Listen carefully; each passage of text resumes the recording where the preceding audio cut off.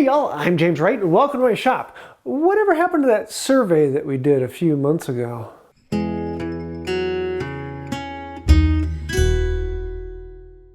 So a few months ago, I put out a survey and I tried to send it to a bunch of other woodworkers to try and get a broader audience. We got a little bit of that, but I was actually really interested in seeing, am I normal or am I the odd one out? And I was actually really surprised by the results. Now, I'm sorry it took me this long. I was hoping to have it out in January, maybe February, but then I went and moved and everything got put on the back burner. So we're finally getting into it today. Let's go to the computer and dive into this research. Here we are with almost 2,000 responses, so we're going to actually go down through these and see what all we've got. First question, are you a professional or are you just in it for the hobby? And most people, it's in it for the hobby. And even this section, it's a hobby that behaves for itself.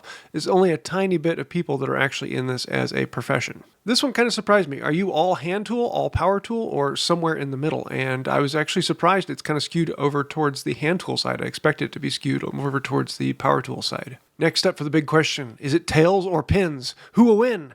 And it was overwhelmingly tails.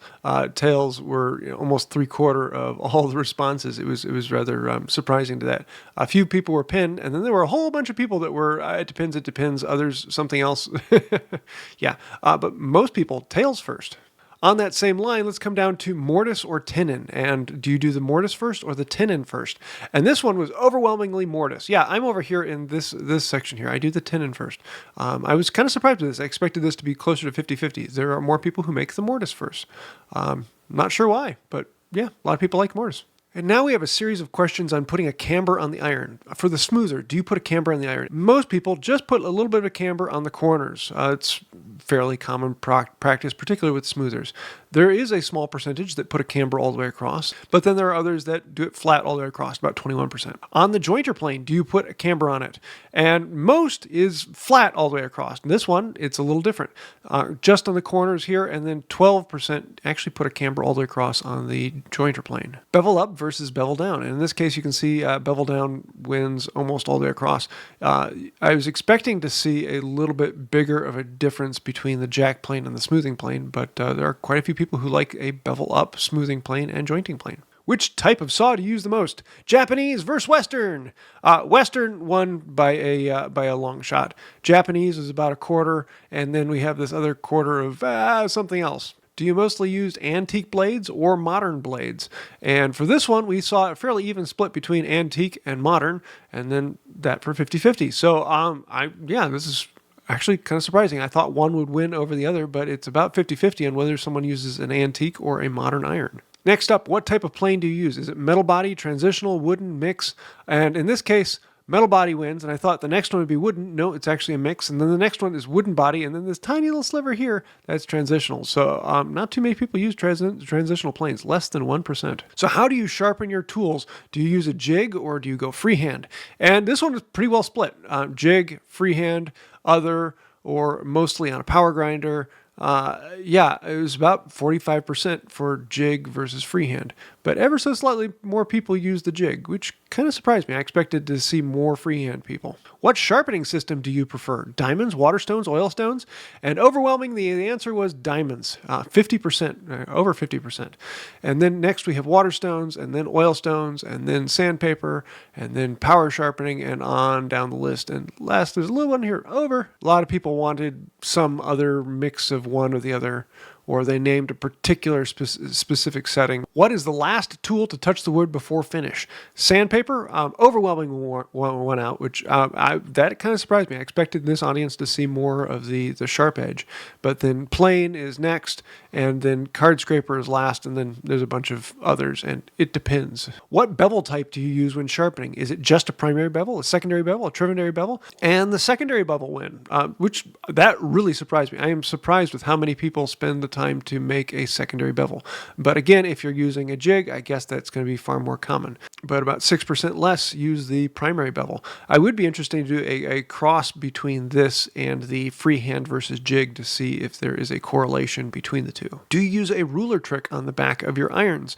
And overwhelmingly, it's a no. But actually, it kind of surprised me how many people actually do use the ruler trick. That's pretty surprising. What is your favorite vise? And this one is a little confusing because people were putting in a lot of other things. So I decided to actually boil this one down on the main sheet. And I will leave a link to this raw data if anyone wants to go and take a look at it. But if we come down to the bottom on this one, I broke them out and sorted them a bit. And so you'll see some of these that say original data and some that say interpreted data. And those are the ones where I kind of cleaned them up a little bit to find out, is it face vise or tail vise or whatnot. And overwhelmingly, it was face on the front of the bench. You'll see this with Paul Sellers and Rex Kruger. This is a fairly common method. My preferred is actually the face vise on the end, which I was surprised was actually beaten by leg. I expected that to be better than leg vise. But then you'll see the comparison of others and Moxon vise and tail vise and pattern maker vise and wagon vise. So interesting breakout here. After vise type, what type of chisel do you prefer? Do you prefer socket, tang, everlasting, or Japanese style? And overwhelmingly, it was the tang style, 58%. And then 36% to socket or chisel. Everlasting was about 4 or 5%. And then there were a whole lot of others. People had to list their favorite version. Now, this next one, this one actually really surprised me. Your favorite type of glue. I did not expect to see it so far overwhelmingly PVA wood glue. That really surprised me. Don't get me wrong, it's a great glue, but I expected to see far more people with the way people are really pushing hide glue and epoxy and other things. I expected more people to be using that rather than PVA. Second was hide glue, and then you've got all these other ones in here. And there's me with epoxy. I actually prefer epoxy for most things now. And yes, there are some people who prefer super glue. Okay, that's kind of interesting. How do you mark out rough cuts? So do you use a pencil, mechanical pencil, a pen, chalk, knife, marking tape? Most people for rough cuts use a number 2 pencil. Next up is mechanical pencil. And then it goes down to pen, chalk, knife. I kind of expected chalk to be a little bit higher up the list for rough. Generally for me, I use a marker for most of my rough cuts. So how do you mark out your fine joinery cuts? And this one, it goes very differently, because we had back here for the rough cuts was only at 4.6%, but up here for the fine joinery, it's 80%. Most people use a marking knife for marking out their fine joinery. Next, you have mechanical pencil, and then number 2 pencil for 8% and almost 8%. And then, of course, all the other ones. There are a few people apparently that use marker for their joinery fine cuts. Preferred furniture finish. So what do you use to finish furniture? And this one really surprised me. I'm surprised that many people use oil and wax for furniture. I would not ever use oil and wax for a furniture finish. It just doesn't have much protection to it. But apparently 35%, it's the most common one. Really surprising. Next up, polyurethane, and then shellac, and then hard wax, and then all of the other little ones. It'd be interesting to come back to this one in a few years and see how much more hard wax has grown, because that one's really only come out in the last few years. But preferred hand tool finish. In other words, what do you put on the hand tool? And that one was oil and wax. That one was kind of the way you expect it to be. But then there are a lot of people who use hard wax, shellac, natural finish, but for using on hand tools, overwhelmingly, paste wax and oil. This one is a fun one. How hard is your bench top? And it got really confusing because people were putting in all sorts of other things. So on this one, I actually took it back and cleaned it up a bit to make it a little bit more straightforward. So back here on the spreadsheet, I once again went through and interpreted those and brought them out. And so we have a little bit cleaner here. The most common was actually a soft. So this is your firs and some of your simple pines, your plywood, a soft top. The next was actually hard, and those are the two extreme, which surprised me because this is your maple and your beech and your really heavy duty things.